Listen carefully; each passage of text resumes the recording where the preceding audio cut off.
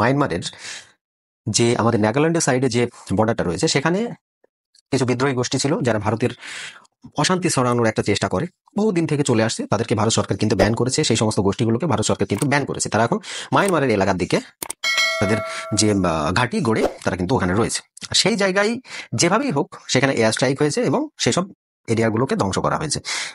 সকলের নিশানা এখন ভারতের দিকে, কিন্তু ভারত সরকারের তরফ থেকে বা ভারতের যে ডিফেন্সের তরফ থেকে কিন্তু এটাকে নাকচ করে দেওয়া হয়েছে।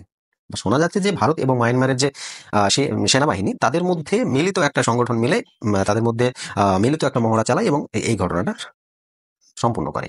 এখানে দেখুন, বিদ্রোহী গোষ্ঠীটির জন্য এখন কিন্তু মায়ানমার বিরাট ভাবে প্রভাবিত হয়েছে। মায়ানমারের সেনা শাসন রয়েছিল, সেই সেনা শাসনের হাত থেকে বিদ্রোহী গোষ্ঠী আরাকান আর্মি, তাছাড়া আরো বিভিন্ন যে বিদ্রোহী গোষ্ঠী ছিল তাদের হাত থেকে সেনাদের সঙ্গে ঝামেলা জড়িয়ে পড়েছে, তারা বিভিন্ন এরিয়া দখল করে ফেলেছে। এই সমস্ত কিছু হয়েছে মায়ানমারে।